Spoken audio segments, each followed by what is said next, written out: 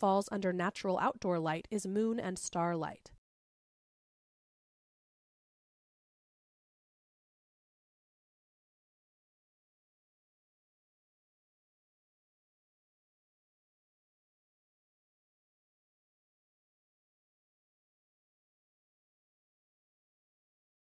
The moon is the brightest object in the sky. Shooting the moon, or light, that falls under natural outdoor light is moon and starlight. The moon is the brightest object in the sky. Shooting the moon, or a nightscape when the moon is at its brightest and largest, is the key to success. The moon may surprise you with how bright it is. You may notice shadows from its light once you start paying close attention. You may also be surprised by how fast it moves. If you choose to shoot the moon, start with the following settings and adjust as the scene requires. ISO 100, f11, 1/125. Long exposures can also be used to capture star trails or the light the moon shines onto a landscape. All of the earlier weather patterns need to be taken into account when shooting at night. The story of the making of the photograph Moonrise, Hernandez, New Mexico, is legendary. Here is Ansel Adams' description of a dramatic moment on a lonely highway at 4:05 p.m. on October 31, 1941. It is a reminder that knowledge of the craft is necessary for success. I had been photographing in the Chama Valley north of Santa Fe. I made a few passable negatives that day and had several exasperating trials with subjects that would not bend to visualization.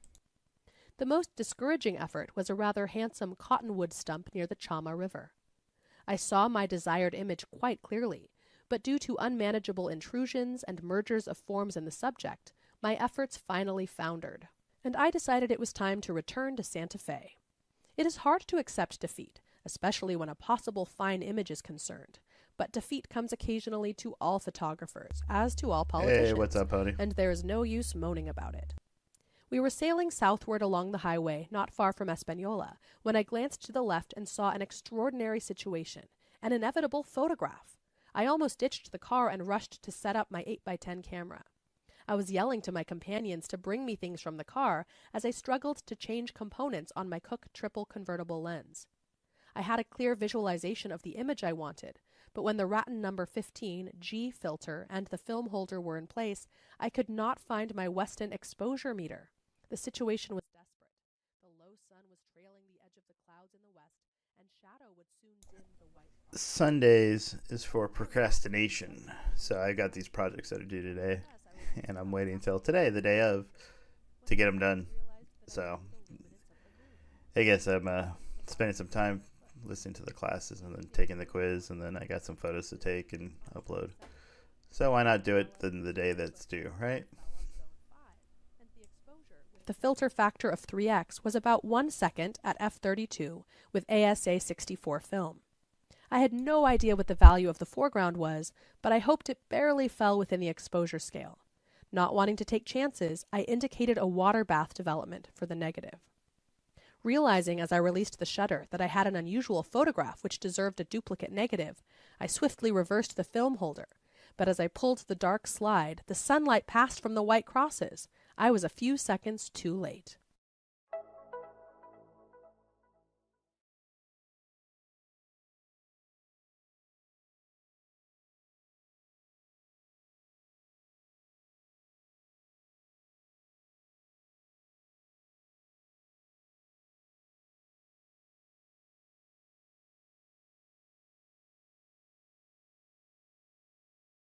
Time of day is one variable. Another is weather. Shooting a hillside in a blizzard will look much different than on a clear summer day earlier that year. Here are some types of weather to consider. Sunny, partly sunny, overcast skies, snow, rain, mist, thunderstorms, fog, dust storms, and smoke. The list could go on and on. Each of these types of weather and the many variables between them will affect our images. We already looked at a clear sunny day. Now let's consider the effects of an overcast sky. Overcast days provide lower light that is very soft. The light is diffused through the clouds. Think of clouds as a huge softbox for the sun. It can be a blessing to find yourself photographing people in these conditions. Overcast scenes reflect less light, so the camera's sensor can more easily capture the highlights and shadows of the scene. You do not have to contend with blown-out highlights or dark shadows without detail. Detail is more noticeable in the subjects you photograph due to the lack of contrast. In addition, you will not have shadows, so the distracting elements of design shadows can bring to an image are eliminated. Saturated colors can be more intense under softer light. It may be useful to embrace a muted palette and use that to create a narrative when shooting in overcast conditions. The downside of overcast days is that the light can be uniform and may visually flatten out a scene. Waiting for little breaks in the clouds to gain direction of light will add dimension to your images. Try to find pools of light and use them to your advantage. Take a good look at the ground to see if you can find any of these pools of light and try to capture their glow. There is another disadvantage of shooting under overcast skies. Where'd you have notes If you choose to include the sky in the composition, it often will be lighter than the landscape, at times even completely white, which can be distracting. Often the best approach on an overcast day is to remove the sky entirely from your shots. Here are some helpful tips. Look for color, remove the sky from your shot, isolate detail by getting closer. I'll go check it out in a little Face bit. your subject toward the light or something reflecting the light to create dimension. Hoping to get this done and this look morning. for breaks in the clouds and pools of light. Advantages of shooting in overcast conditions include soft diffused light, So one highlights and shadows that are more easily of captured, a landscape color, or something pools in 3 of light, times throughout and the no day. distracting So, like, shadows. different times, different Disadvantages lights. So include flat morning time I images went that out lack to the depth water and a distracting took white a photo of sky. Mount Rainier in the background, and then I'll go back around noon, and then I'll go back in around like 3 or 4 o'clock and take another photo of the same spot, same angle for my project. 28 hours drinking 3 Monsters. Jeez. Nice. Well, that's usually you get some good ideas that way. Then it would probably turn out pretty good then. Rain and snow are weather conditions that often strike fear in the new photographer. We encourage you to get out and shoot in both of these situations. You can capture a world that is often unseen. There is a lot of gear you can purchase to keep your camera equipment safe, but often an umbrella, a garbage bag, and a shower cap are enough to protect your gear. A large garbage bag can be used to protect your backpack of gear, and a cheap shower cap can protect your camera and allows for an opening for your lens. After you get past the fear of getting your gear wet and take measures to properly protect it, you will find that shooting in the rain utilizes the same tools as shooting on an overcast day. Rain comes with the advantage of more dramatic breaks in the clouds and new pools of water that can be used to create images of reflections. Advantages of shooting in the rain include diffused light, highlights and shadows that are more easily captured, an unseen world, pools of light, reflections, and mood. Disadvantages include the gear care considerations, flat images that lack depth, and gray skies. Shooting in the snow adds the extra challenge of overriding your meter. As we learned earlier, meters are always trying to meter the world to middle gray. If you are in the field photographing a bright white snow scene, your camera will want to turn that scene gray. You must override the meter and overexpose for 1 or 2 stops, depending on the situation, meaning open up the aperture or have a longer shutter speed. This is also a great time to bracket. The other major consideration when shooting in the snow is that snow is very reflective. Keep a close eye on your histogram and make sure you are not getting any areas that are blown out. Again, this is a great time to bracket your images. Caring for your camera in the cold requires a bit more consideration. Note the following. Your battery will drain much quicker in the cold, so bring a backup battery. If you bring a cold camera into a warm room, moisture will condense onto the cold surface. You can avoid problems with condensation by sealing your camera gear in an airtight plastic bag before you bring it inside. Advantages of shooting in snow include an unseen world, mood, and the transformation of landscape. Disadvantages include gear care considerations, highlights that easily get out of control, and the need to constantly be aware of metering and bracketing.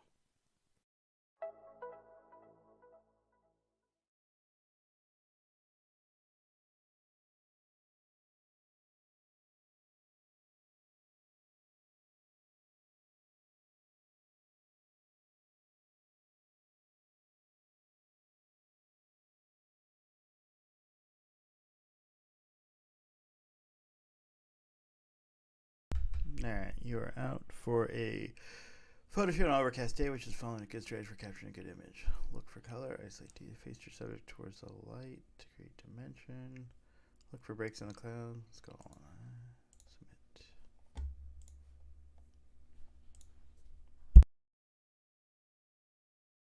A Monster sounds really good right now.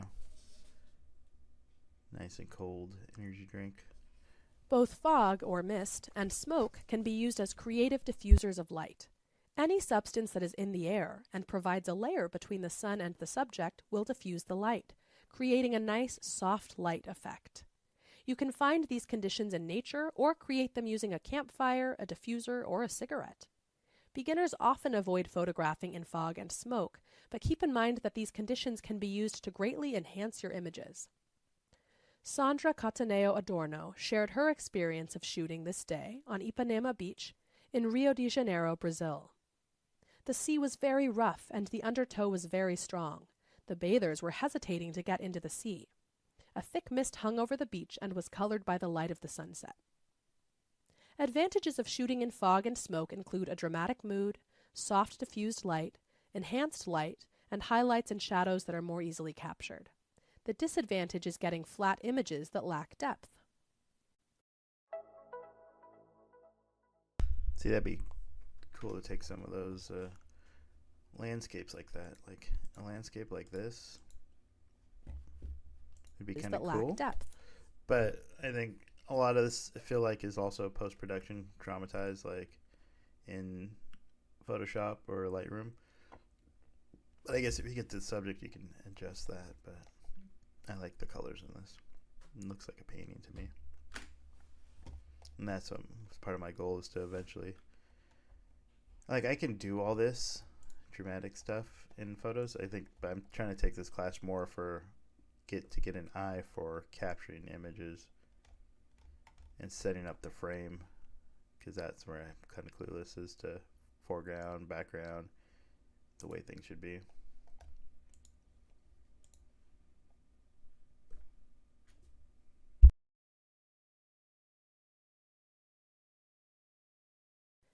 Open shade is a photographer's best friend. If you are assigned to shoot a wedding at noon on a clear sunny day, you will struggle to avoid distracting shadows and harsh textures on the marrying couple's skin. You may also have to manage a bright highlight, like a white dress, and a dark shadow, like a tuxedo, without losing detail to blown-out highlights or blocked-up shadows. A great trick to use in a situation like this is open shade. Open shade is any space that is shaded from direct sunlight but illuminated by reflected light. It can be found on your front porch, under a tree, in the shade of a building, or just inside your front door. Move your subject as close to the edge of the shaded area to get the best light. Steve McCurry's Afghan Girl is one of the most iconic images of our time. You can see, if you look closely at the light reflected in the subject's eyes, the reflection of an open area illuminating the subject. This, along with the quality of light, lets us know that McCurry used open shade to capture this image. There is one thing to be aware of when photographing in open shade. If the walls or other surrounding areas have color, it will be reflected on your subject and can cause distracting color casts. Advantages of shooting in open shade include low contrast, directional light, and soft light. The disadvantage is that you must be cautious about dappled light and color in reflected light.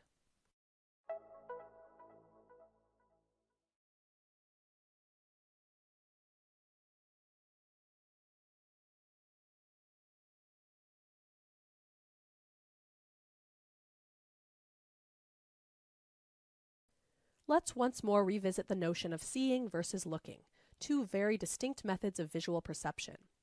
Looking employs the use of the eyes in a given direction or at a given object. It is an almost casual or basic and instinctive viewing, without comprehending. Seeing is perceiving and comprehending. One useful comparison is that an art lover looks, whereas an artist sees.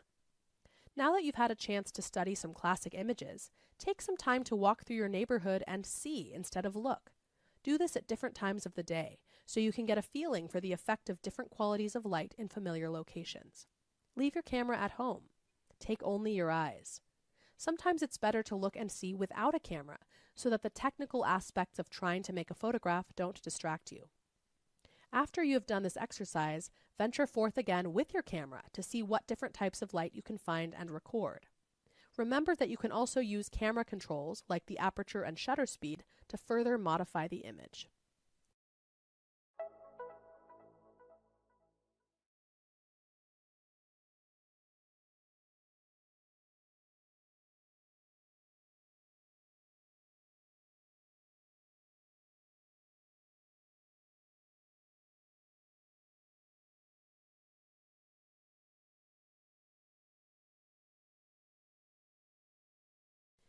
If you are in a bad lighting situation, there are always tools you can use to improve the lighting.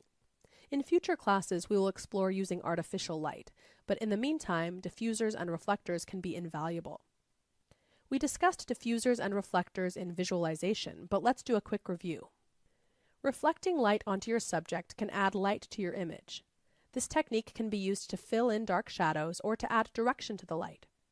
We often think of reflectors as being used for portrait photography, but they are also useful for still life photography. A reflector can be a professional photographic reflector or a white piece of foam core. Diffusers can also be of the professional or homemade type. They take harsh light and transform it into soft diffused light that has lower contrast. You can purchase a diffuser or use tissue paper, a sheer curtain, or an old white t-shirt to diffuse the light.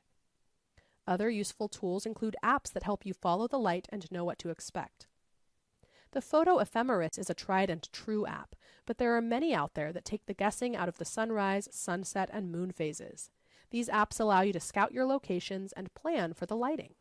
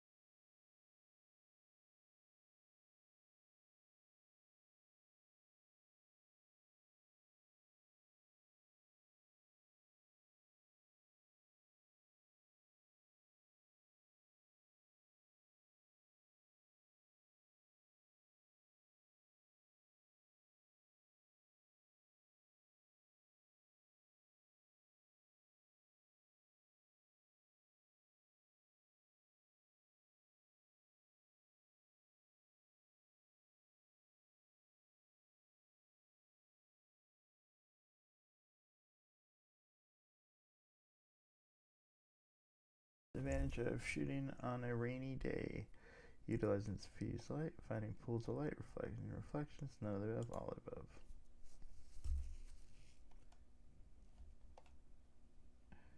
Time of day affects the all above. An image that is flat has low contrast, lacks depth and dimension, lacks shape and combination. Options A and B.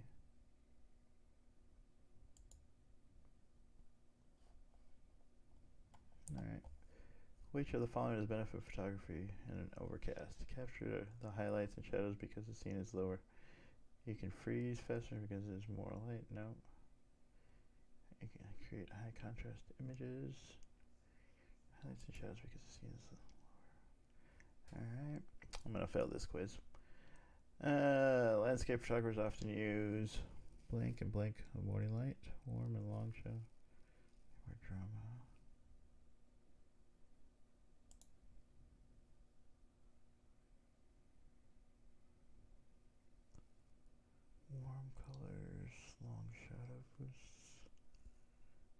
We better represent the land.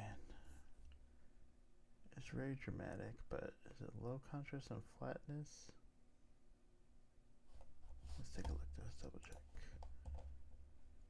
Sunlight.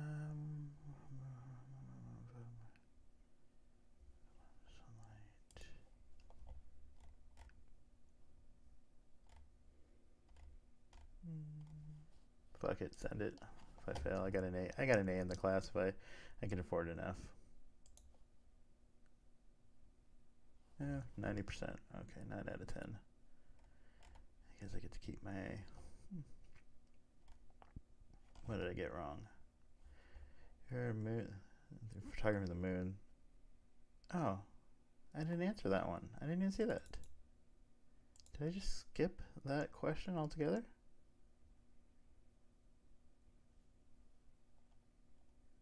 I didn't have an answer. Oh. If you're flying the moon, this is a good place to start your camera setting. Yeah, that works. Oh, sorry. Could have had 100, but I totally skipped that freaking question. I thought I saw it. I thought I saw all the questions. Guess not. Alright, so that means the quiz is done. I just got to do my photography time of day. I already have one photo from this morning, which I'm going to go grab in a second. And then I'm going to go back in a couple hours. And then again at the end of the day. Time of day assignment. Let's take a closer look at this, give you guys some tips and some insight. Find a landscape I'll be right back and grab my memory you're card. interested in exploring photographically. This is a pretty technical assignment, but you know, we always want images to look good, so pick something that's nice and pleasing and inspiring as best as you can. Shoot this exact same scene at least 3 different times of day. You're welcome to do more, but definitely need to do at least 3. Allow several hours to pass between each. So for example, shoot at 8 a.m., 1 p.m., and 6 p.m. I'm just making that up. But those are 3 times that would be different and distinct. So that would be morning, noon, and evening. And the goal of this assignment is, again, it's sort of an art of observation sort of thing, where we're going to see not just different direction of light, but we're also going to start to look closely at the color of light. Let's keep going. Is that for the VR? Let's look at some example images. I've got 3 here. 8:15 a.m., 2:30 p.m., and 6 p.m. This is a really good example out in the middle of nowhere. And you start to really see, I mean, beyond the obvious. I mean, 8:15 a.m. is going to look a lot different than 6 p.m. Nobody's going to be surprised by that. But when you start to study it and see how profoundly different the image is, it might change your whole story. It might change your whole photograph and what's being revealed. Like in this example, we have a shadow at 8:15 a.m. We got a shadow on the left side of the barn, and there's a lot of 3-dimensional aspect to this, and it looks like it's out in the middle of the field, and you know, you kind of get this 3-dimensional feeling.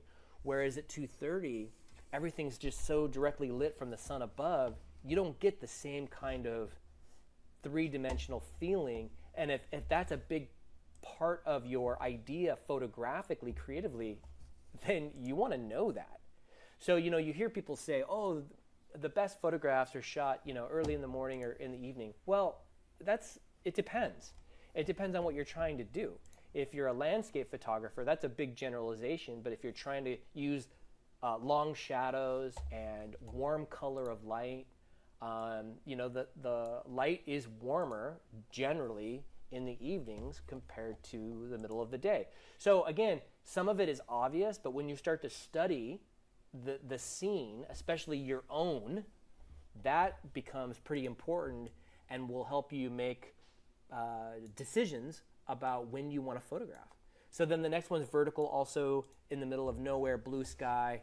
But look at how different the blue sky is from all 3 images, 9 a.m., 1 p.m., 5:30 p.m. And then the next one's horizontal, also a barn in the forest. On the left, there's no direct sunlight. That's 6:30 a.m. And the middle image, 2:30 p.m., there is direct sunlight, which creates a lot of contrast. Hey, thanks for the raid, which might be a problem. Maybe you don't want Nine contrast. people. Or maybe you do want contrast. I wish I was doing things more A little bit more deciding interesting, though. not only when is best for Doing the schoolwork. quality of light, the direction Read. of light, and the color of light, but what is going to Appreciate you, be buddy. best for you in trying to show whatever it is you're trying to show. The next one is of a blurry, body of blurry. water, 10 a.m., 1:30 p.m., and 6 p.m. And record your times when you do this. That's a good thing to do. 8 a.m., I'm looking at a vertical of a building now. Trying to 8 find a a.m., photo. 11 a.m., 7:30 p.m. So you get the idea. So 3 images, 10 a.m. I'm looking at the next one with the bridge, 10 a.m., 1:30 p.m., 6 p.m. Again, contrast and direction, shadows, flat light versus hard light. Those are all things that we're going to talk about. So it's the Why is direction the of the light, colors all it's the quality of the fucked up? light. And when I say quality, I mean, is it diffused or Just is it the hard? directional light, but And then, of course, the color. And then ultimately, what one of those is best for your photograph. It's going, If you're man. doing a portrait, like Just, an informational portrait, like you want somebody to look good. Is it better to shoot just trying to knock out in schoolwork. contrasty I'm light? procrastinating Or till soft today. It's all due You're today, the one who's so gonna decide that. I'm just trying to But by looking at get different some of times this done day and kind of by the end of the day. drilling down into So, what that means, what you like, just what knocking you it don't out. like, I in waited till the comparison last to day. your photographic style. There's a lot to decide there. Okay, student outcomes. Review different categories and types of light, like I've already said several times. Discuss how photographers work with light to achieve their desired effect. Identify how time of day affects the light, the color, the mood, and ultimately I took a bunch the of message photos of the image, right? What's more important earlier than this light? morning at like 7 o'clock. So Nothing. If you didn't have light, you don't have a photograph. You're supposed to not take shooting the same scene multiple anything. times. Describe the like, type throughout of the day. natural light, just to get the specular, different lights, which is so hard light. this is my And first you guys, when we say specular morning hard series. light, I'm just we trying to mean mess with the direct lighting and get it sunlight, all hard exposed. shadows, The proper right? exposures and And bracketing. diffuse light is soft light, meaning it's foggy or it's cloudy. So the might shadows be a that are good created are much photo softer. for today. That's a very kind of rudimentary, description of hard light and soft light. But it's true and it works. And we're going to really talk a lot about that in terms With of the water, natural without hard the light, water? natural soft light, because you guys are going to want to translate those conversations into the studio when you take those classes with soft boxes and umbrellas and hard lights and soft lights, because the conversation is the same, even though in that case it's artificial. We're not using artificial light in this class. We're just going to focus on natural light. But again, Water kind of gives hard it light, the good. soft light. When somebody says the quality of light, that's what they mean. Hard light or soft light, or all the stages in between, right? Okay, so that's a good overview of this assignment. It's time of day. It's pretty straightforward, pretty technical. It's not really a creative assignment. I mean, always be creative and have fun with it, right? But we're looking, again, it's more of an art of observation, shooting the same scene 3 different times of day. Okay, so that's the assignment. I really got to clean my lens though.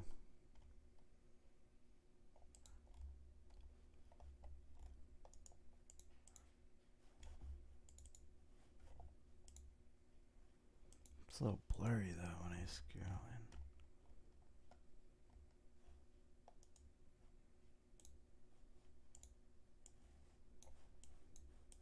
I don't know if that's the lighting. Maybe the autofocus didn't focus too well, but it is because I need to figure out my focusing because the focus was in the mountain, but then my aperture was more open, not as clear.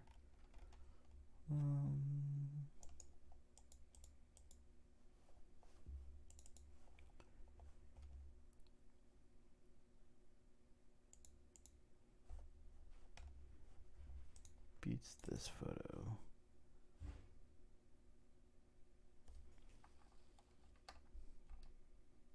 End up with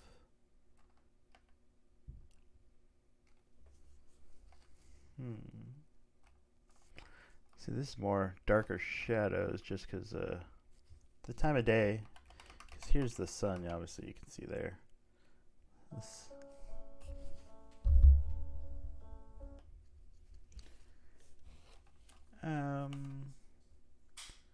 This gives more More shadows. I mean, it'll probably look a lot better in the evening though, right around sunset.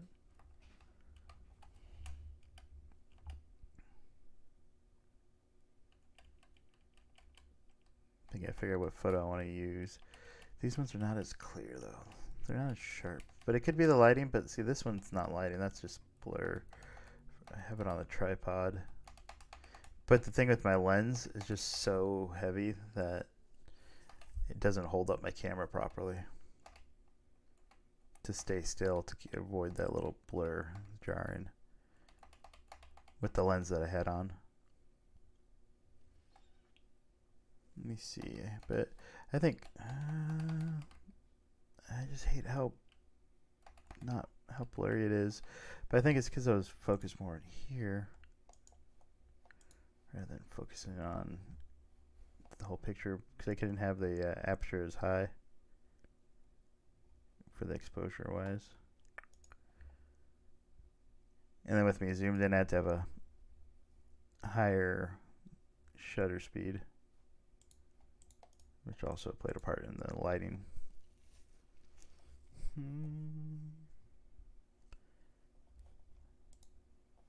See, that's a blur.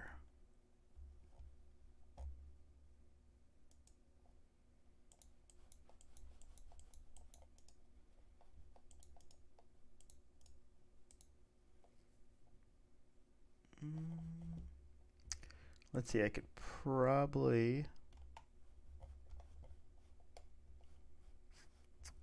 just which photo do I want to use. So the object is I got to take 3 photos different times of the day. I got to go back to the spot this after noon and then afternoon, at least 3-4 hours in between, to show the different lighting directions and stuff like that of the same spot, and just to show how lighting, you can't really fail this as long as you do it, you know, 3. I don't like how blurry it is, but I think that's what I'm learning about. You know, I'm trying to keep things better. It could be the lens that I have, obviously, but with the higher aperture I was using 6.3, so yeah, so you have more of a blurred. I needed to go higher, but as I went to a higher aperture or f-stop, then I'd have to compensate on the other end of the shutter.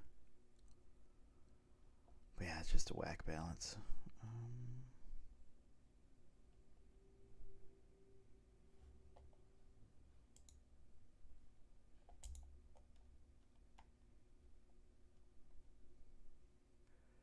But that early in the morning, it is, I mean, it's definitely going to have a problem with the lighting. But which photo's sharper? Maybe that photo? No.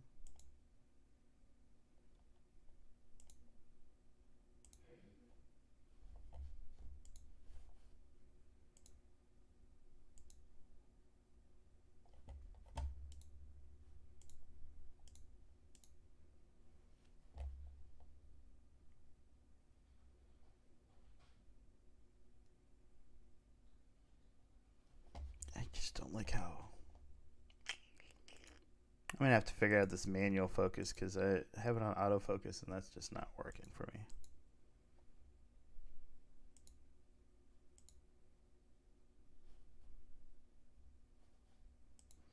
I do like including the water in that. What up, Signify? What's going on, man? Just trying to get some schoolwork out of the way so I can come on in RP.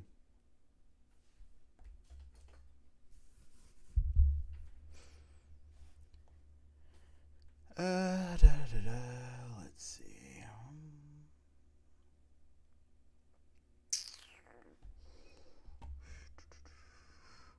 Let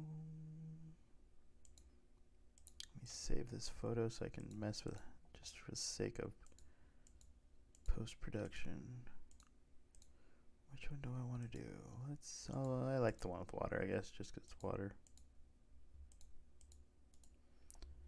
Alright,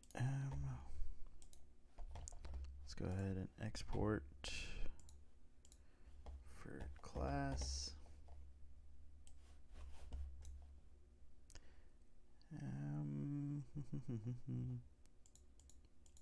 It's gonna be 5 5-1. Okay. 0-8 5-1 1.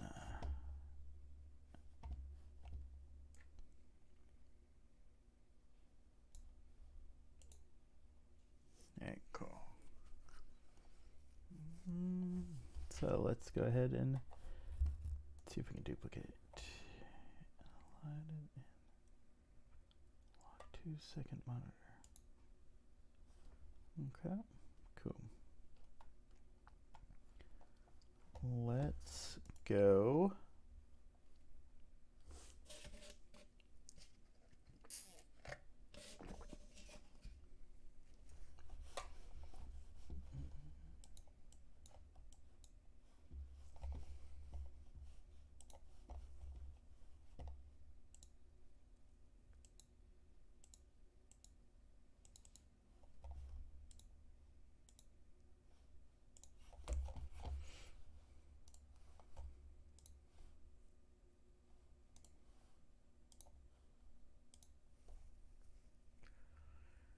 Alright, let's mess with this.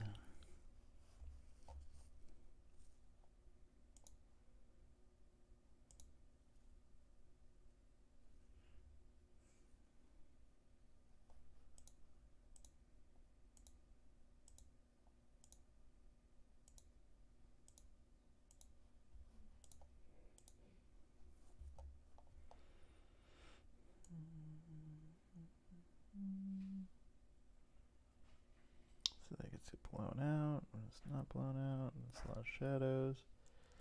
Let's keep that balance. You get more detail on the balance.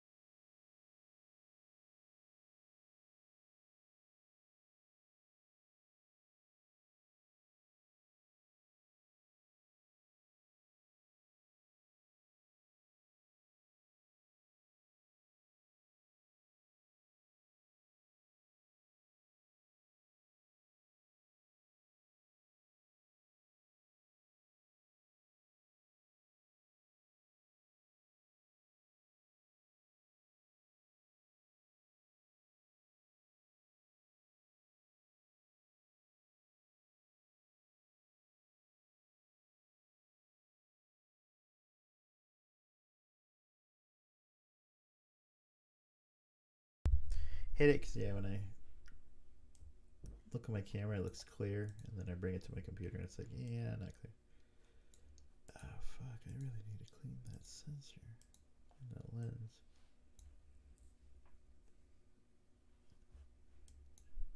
Gross.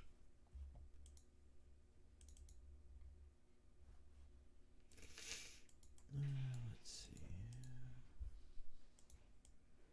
Did one of those things.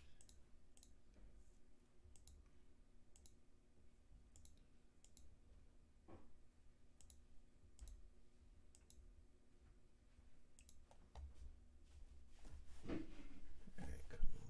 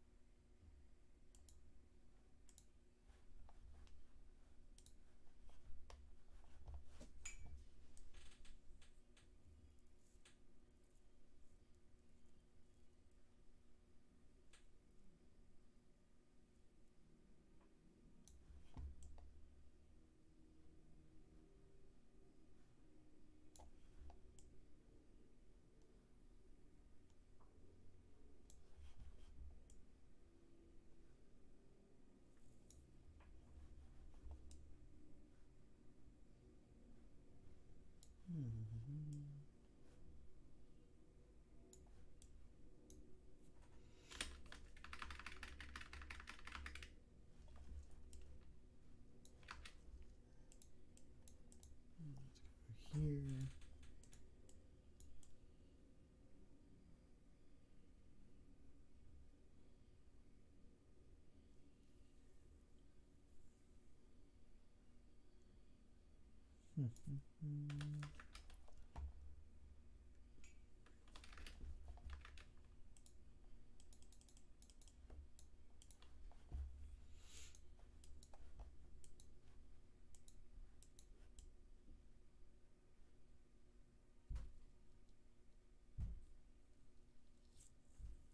This is so blown out.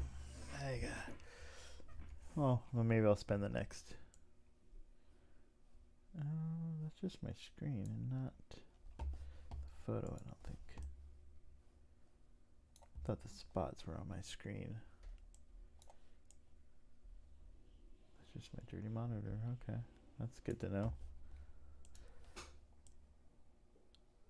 I was wondering if that was my sensor. It's just my monitor. Alright, cool. Let's just get rid of that.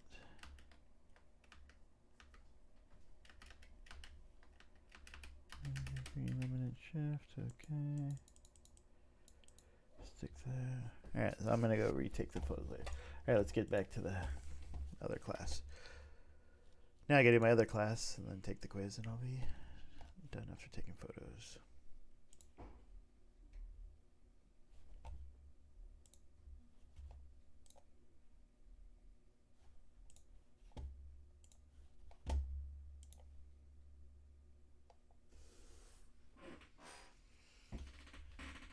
How the eye sees color. Let's start by taking a quick look at how the eye sees color, with insight from Gree Garnis's 2013 book, The Hidden Colors. She says, the eye is a complex and wonderful mechanism, with parts that resemble a camera lens, a shutter, and an aperture. Because it's such a beautiful instrument, we tend to think of the eye as the organ symbolic of vision.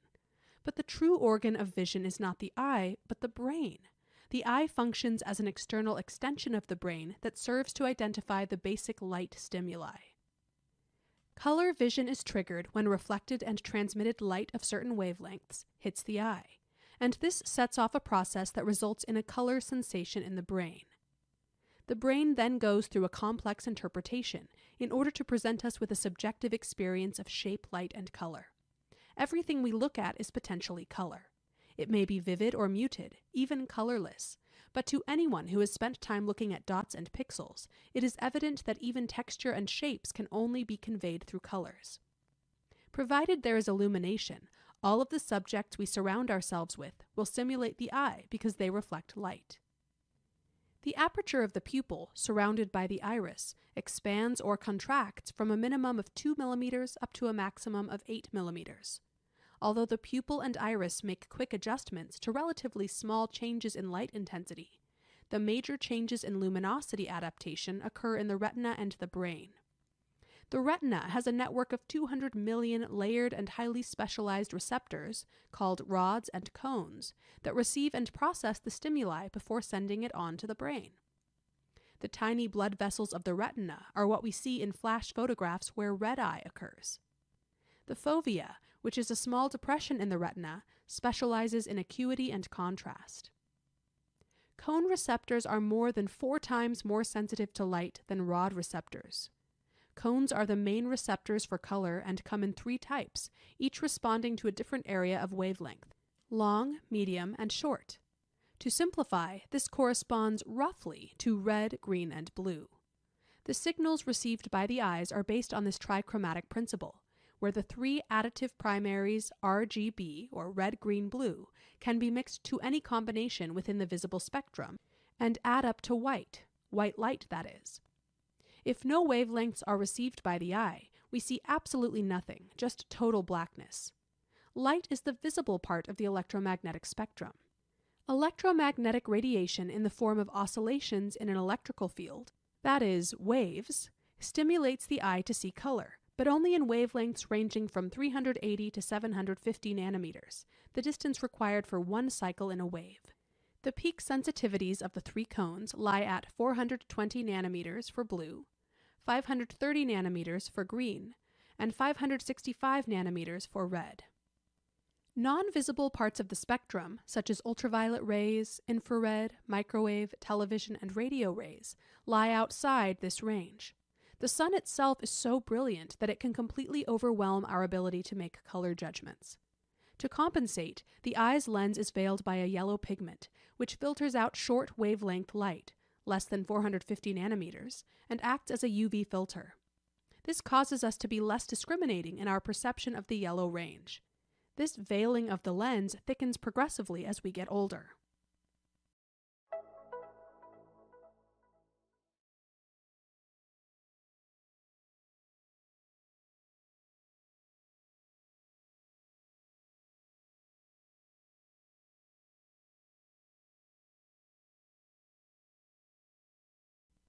We can trace color consciousness to the earliest instances of human artistic expression. Those early artists noticed that different clays and mineral pigments produced different colors. As methods of using colored pigments advanced, artists working with paints became the first true pathfinders who experimented with mixing and controlling color. In 1666, 23-year-old Isaac Newton created controversy in the scientific community when he wrote that light was not made up of a single color, as had been previously believed, but that it was a combination of the various colors of the spectrum. Using a glass prism, Newton discovered in his historic experiment that white light entering the prism was split, or refracted, into its different color components. He identified the colors in a precise order: violet, indigo, blue, green, yellow, orange, and red. Newton had just described the visible spectrum of light. Further experiments revealed that redirecting the refracted light through another prism would reconstitute it back to white light. Newton's discovery was a key development in understanding how we see color. A red ball, for instance, appears red because its surface absorbs most of the other colors, reflecting only the red part of the spectrum. The same principle applies to all visible objects, a green leaf, a blue dress, or a yellow daisy. As soon as a black and white photographic image was fixed on metal, glass, or paper, in itself a significant achievement, the search for a color version began. During the earliest days, color was added to images in post-production through hand tinting with oil paints, but all efforts to record color photographically were unsuccessful. Further research eventually proved that the entire color spectrum could be constructed with only 3 colors, red, green, and blue, RGB. Sir James Clerk Maxwell produced the earliest color photograph in 1861. He photographed his subject, a tartan ribbon, 3 times through red, green, and violet blue filters. He then combined the 3 images into one color composite. These 3 colors are known as additive colors, meaning that when all 3 are added together, they result in lighter colors. At maximum intensity, the result of all 3 colors combined is white. A different application of this theory is the subtractive color method, with the colors cyan, magenta, and yellow, CMY. With subtractive color, light is subtracted as colors are added. The result is darker colors. When all 3 are mixed at full strength, the result is black.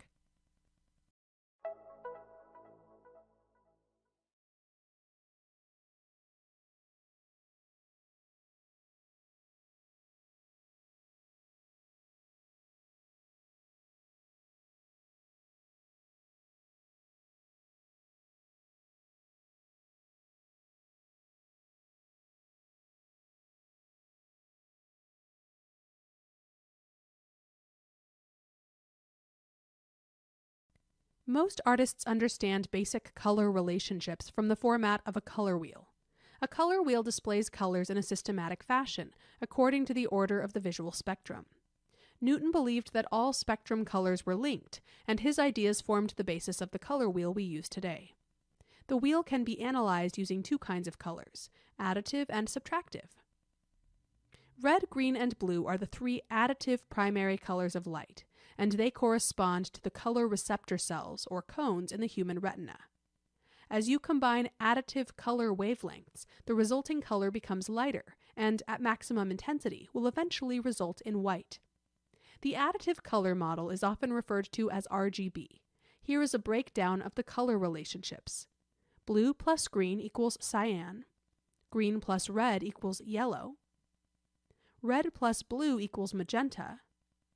And red plus green plus blue equals white.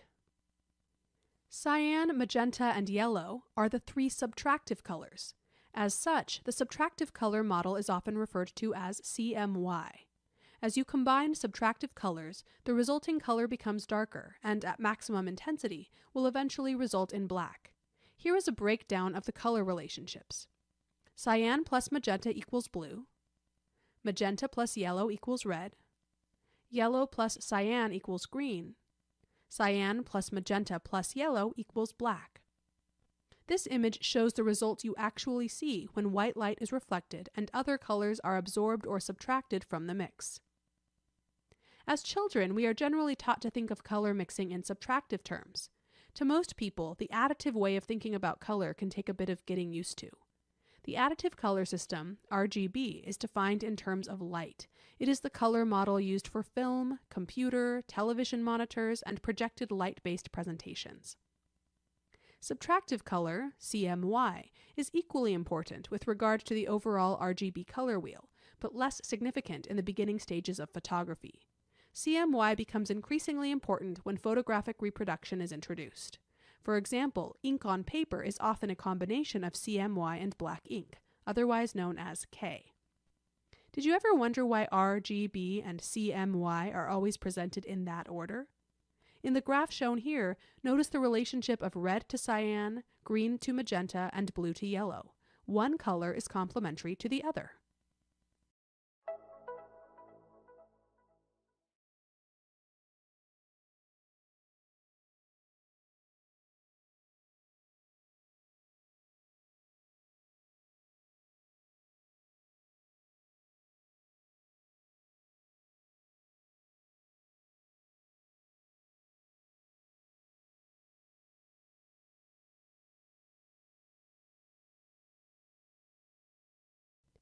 Colors have three defining attributes: hue, saturation, and brightness. A shift in any one of these attributes will change the appearance of a color. Adjustments in 2 or 3 of these categories will result in even more pronounced changes in appearance. Observers sometimes have difficulty distinguishing between saturation and brightness. For example, pure colors tend to appear brighter, and this apparent brightness can be a challenge to distinguish from the saturation. Let's consider some language that can help us better describe what we observe in color. Hue is the actual color, as in red, yellow, green, cyan, and so forth. Saturation refers to the intensity of color, an attribute also known as chroma. A maximum saturation describes a color at its purest. The least saturated colors, achromatic colors, are closest to gray.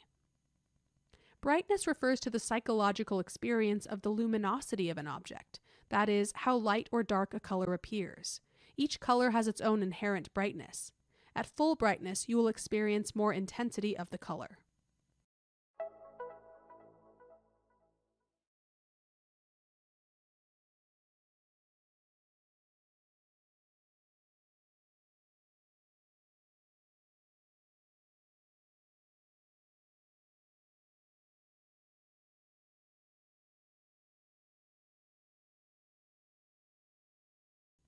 Complementary hues appear opposite one another on the color wheel.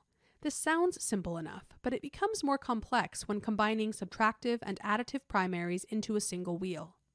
Traditionally, photographers use this color wheel. Colors that appear next to one another are called analogous. Let's look at the same information presented in a slightly different way.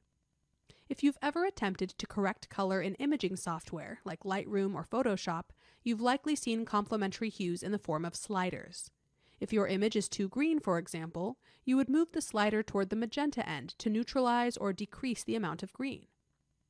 Here are 2 examples of how color can be used for effect. The first image makes use of complementary hues, while the second image employs analogous colors. A color's surroundings can impose a complementary hue on the subject. A red fire hydrant in front of a blue wall will appear more yellow, particularly if the saturation of the blue background is stronger than the red. Blue has the highest opposition to this effect. Yellow is most affected. This is worthwhile to note if you're retouching skin, which is particularly susceptible. A highly saturated background will also tend to desaturate subjects of similar hue, or bring out the saturation in a subject of a complementary hue. Also note that a dark background will make a light subject appear brighter, and vice versa. In this example, even though the images of the model are identical, their skin appears brighter against the green. Against the pink, the edges of the face in particular appear darker and grayer.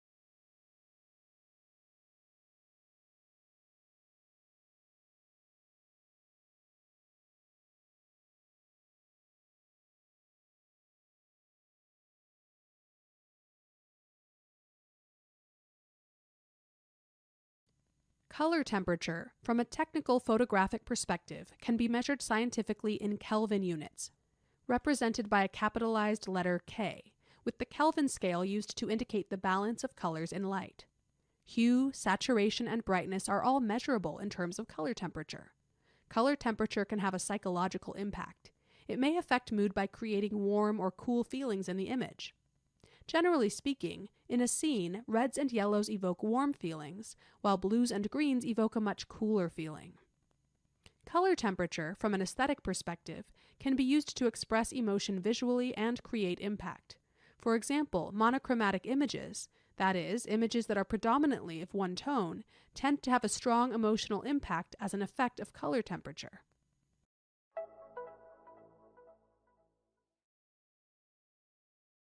I didn't hear anything they said.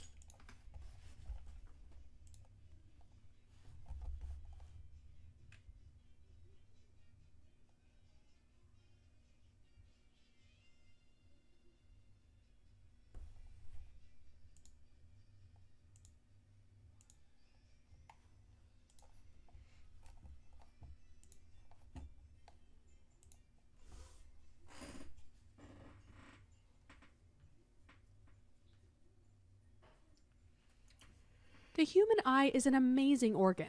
It will compensate for different lighting conditions very quickly, adjusting the color casts of a scene so that the scene appears neutral. Think about this for a second.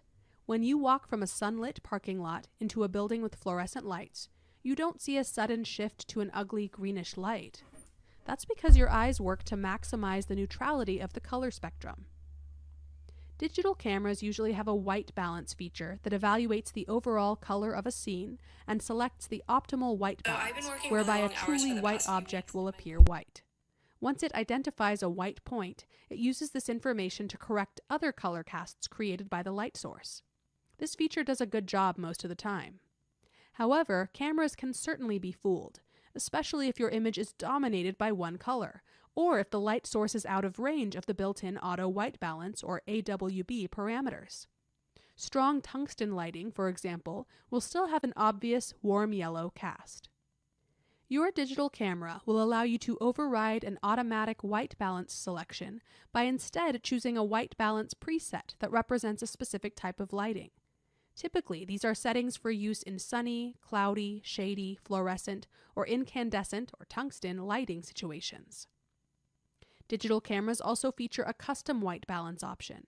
This option lets you measure the white point of a scene from a white sheet of paper or a neutral gray object. This is another situation where a photographic gray card is useful, but a concrete wall will suffice. The camera will then record the temperature reflecting off the white paper or object, set its neutral point to that temperature, and interpret all other colors accordingly. For tricky lighting situations, especially where natural and artificial light are mixed, a custom white balance will guarantee the most success. The following information on white balance comes from the website Digital Photography Review.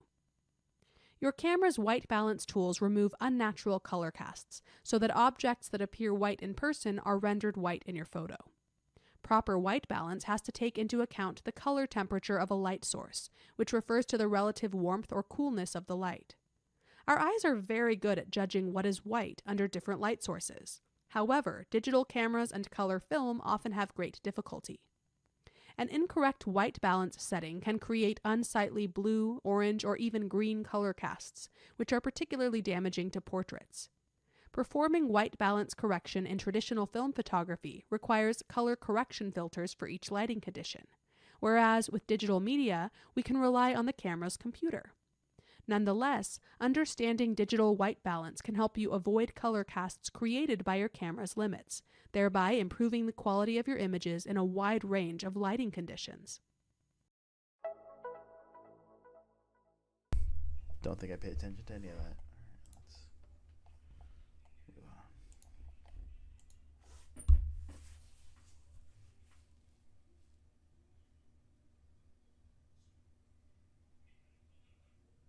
The quality of a color is subject to change as a lighting situation changes. Color temperature is a major factor in the quality of any given color. Images are affected most dramatically by the refraction of light during the so-called magic hour of the day. If you are photographing before the sun rises, your colors will be rendered neutral or with less contrast. This time is unique in that you can achieve beautiful photographs by effectively playing on muted colors and tones. Your images may convey a sense of coolness, temperature-wise, and elicit striking emotional responses. When the sun begins to rise, the light begins to bend and the refraction process starts to play a part in your photographs. This bending of light takes on an ominous golden quality.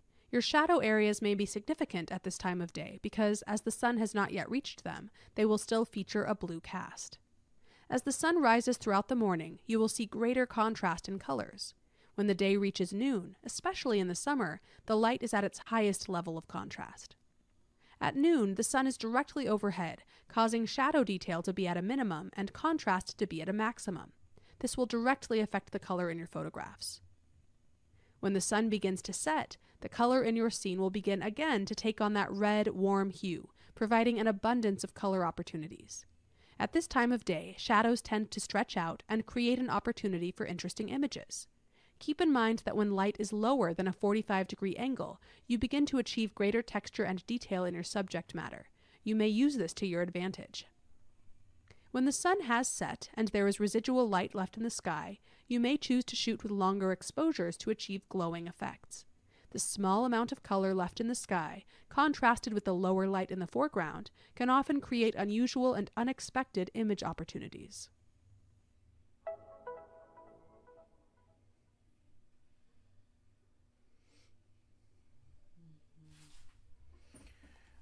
Color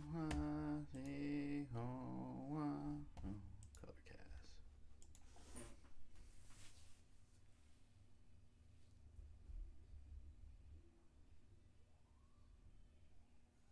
Color cast is light reflected onto your subject. Think of a fill card with color. Let's say you are shooting a portrait in bright shade.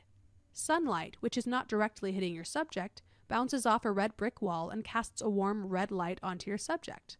This reflected light can be a problem, or it can be seen as a welcome addition to your images.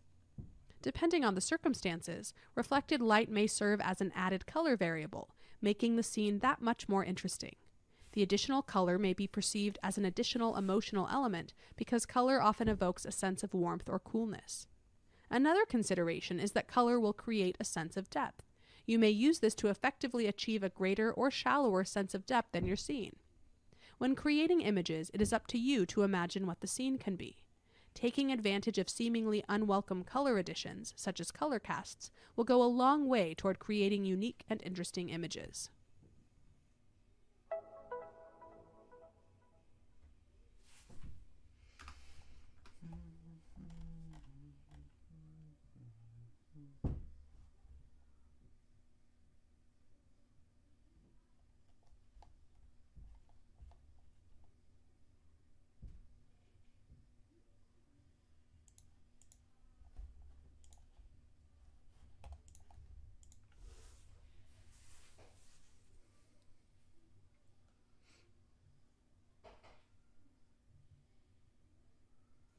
Our photographer in focus for this module is Peter Turner.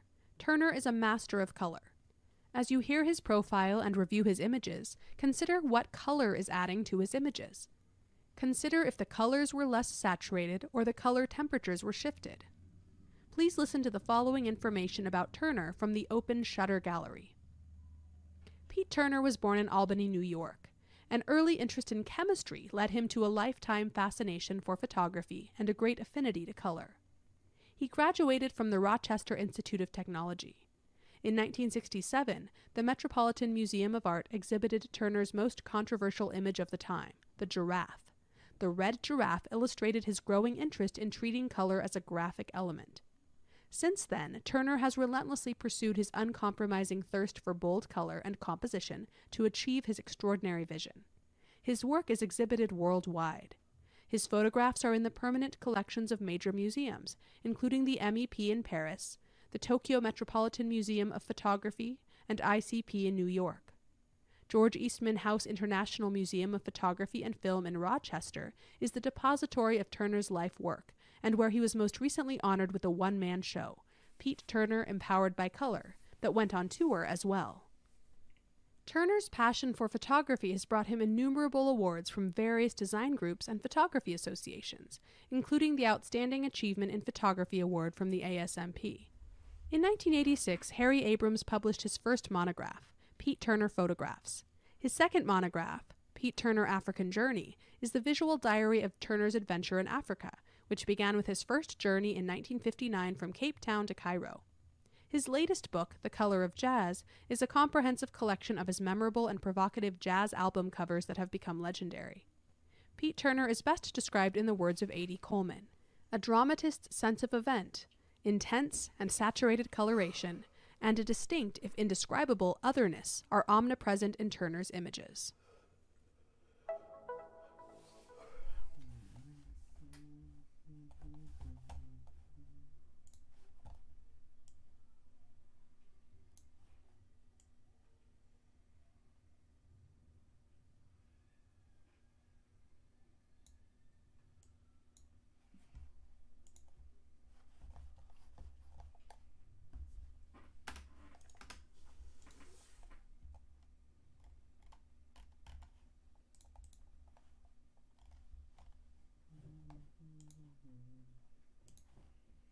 Alright, let's take the quiz and fail it.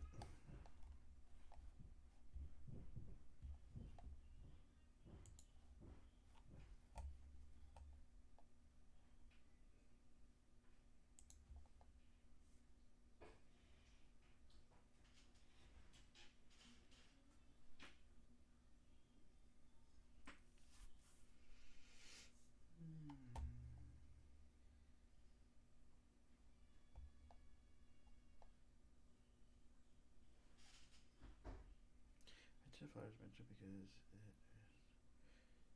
its surface reflects most of the other colors,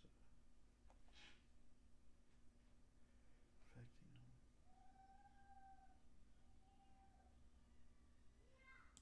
I don't fucking know, dude. Let's see.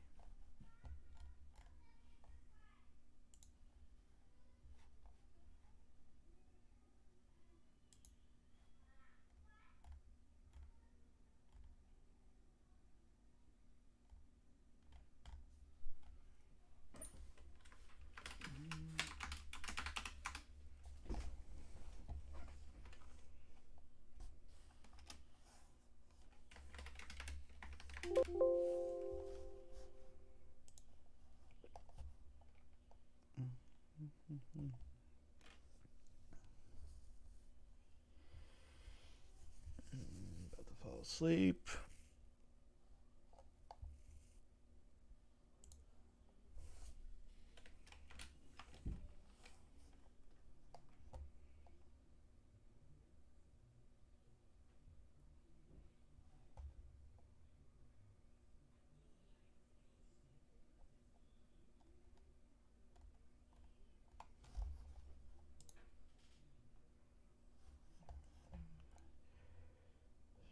Reflects most of other colors. Oh, let me jump over.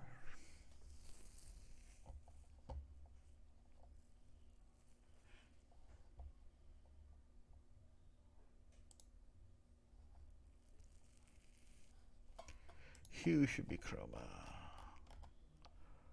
Hue, chroma, chroma.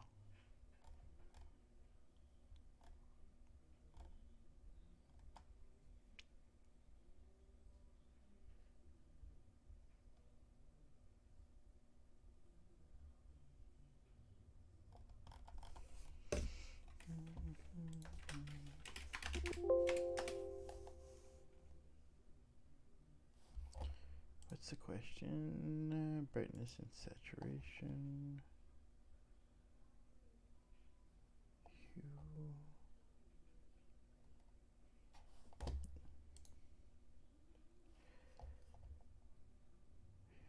Intensity of colors.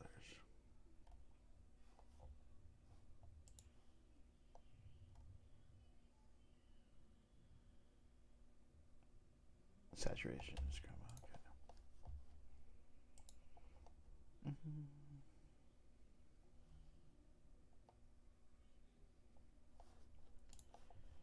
Hue is actual.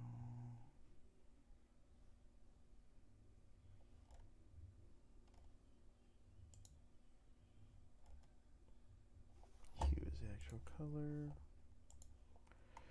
Colors are subtractive color.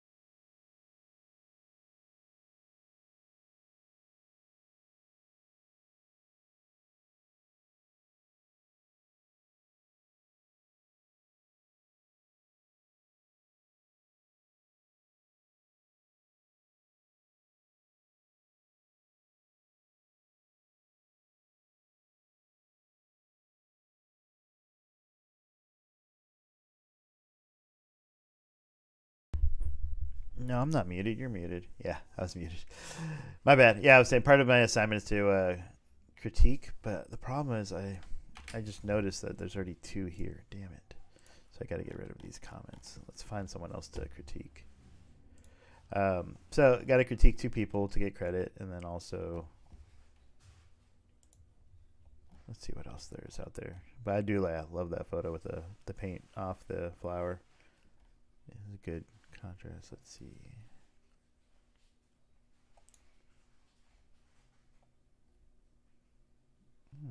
Okay, so something like that.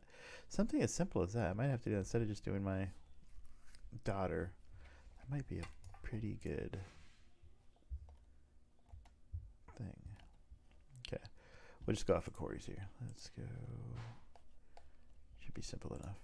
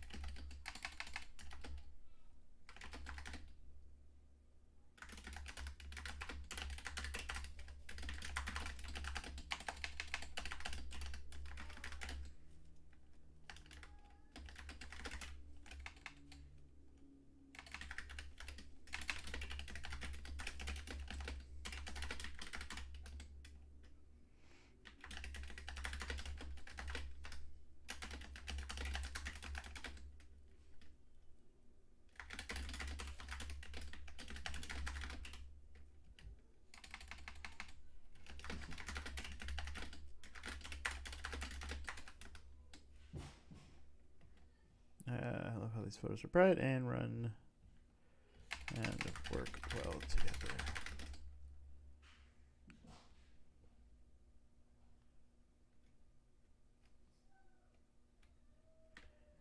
I love how you had minimal negative space and not no distractions. Background. This helps focus on subject by the hand. Oh, I think you did good. Good job. All right, so we're just supposed to give our thought on it all, which I don't have any thoughts, but I need credit, but I don't want to be like completely no. I don't have enough information on how to provide negative or constructive criticism to a point where like, hey, this is what you did wrong. Because I mean, I feel like who am I to do that, you know? Because I don't know. But at the same time, yeah. Sorry. So Corey's, I did one for that. Let's go back. Turn to all post.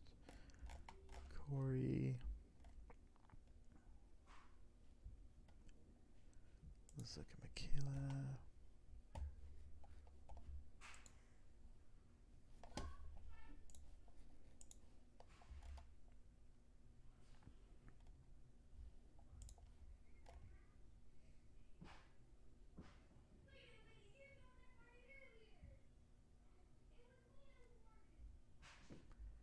Blue and magenta. Blue is supposed to be with yellow.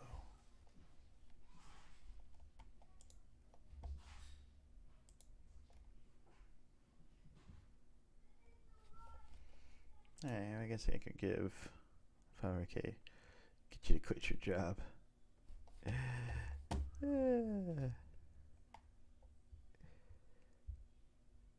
That's funny. I will gladly quit the EMS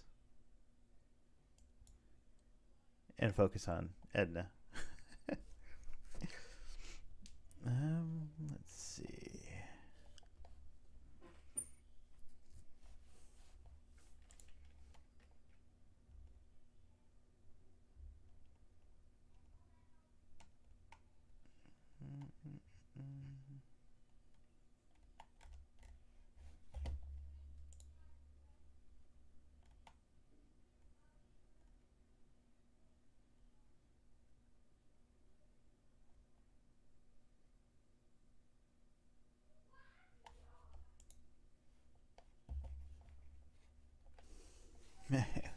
Start an argument with a coworker.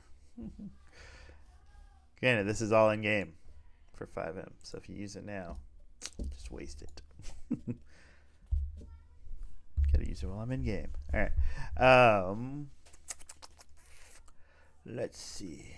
I don't feel they completed the thing correct, so let's go ahead and comment that. Yeah.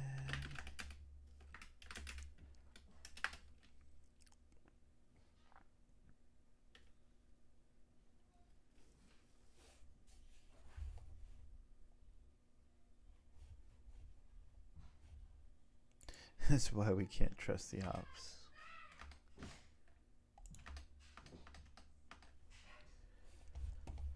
Let's see my blue color dimensions. So blue should have been yellow.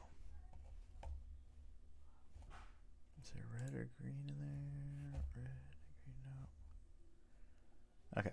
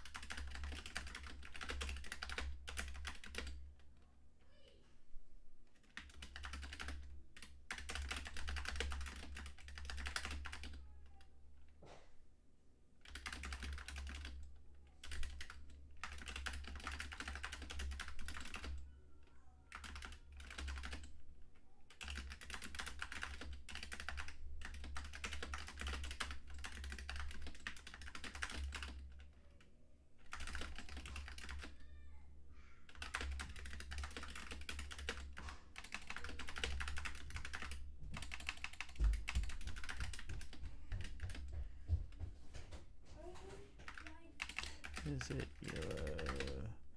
FiveM no pixel? No, we're doing FiveM. It's kind of like no. It's the same game that No Pixel plays on, but FiveM is just in general like the online multiplayer online of GTA, based off the GTA engine. Oh, I got a coffee in my. But what?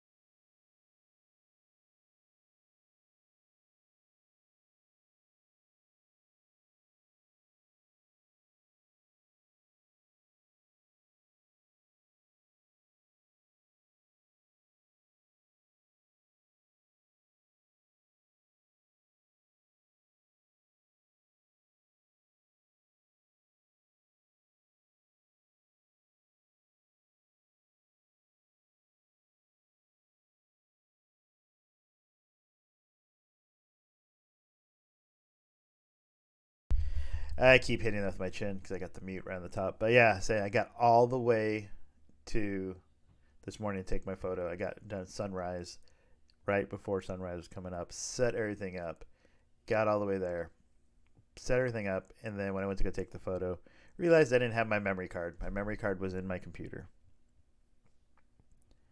And yeah, so I broke everything down, went all the way home, got my memory card, came all the way back, reset up, put it. By the time I got back, the sun was already here. It was down here in the background this morning, and then it just rose. By the time I got back, it was like that, and I was like, ugh. So, I mean, I'm supposed to. So the assignment for today was due today. I should have done it a couple days ago, but I'm waiting till last minute, of course.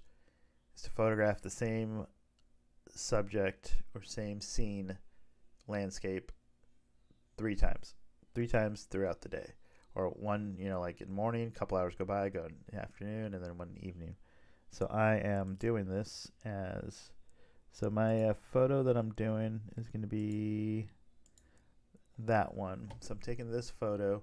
This is right now at like 7:30, and then I'm going right now. It's 11 o'clock now, so I'm gonna head over there, set up the tripod in the same position, and take another photo at that time of day, and then I'm gonna come back at like 4 o'clock, get another photo in the same spot.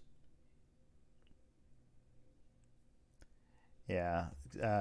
So I'm gonna take another photo again at like 4 o'clock, and so that way the object is to show the same scene, different lighting throughout the day, different times of the day, how the different photos will look.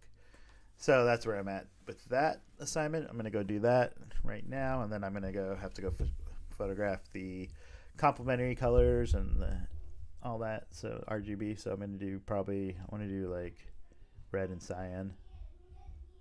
So I'm about to go do that. I got to make sure I take my memory card out of my computer this time so I don't get all the way there. So cool. I will be back a little bit later. Thanks for watching. Good seeing you guys. We'll talk to you guys later.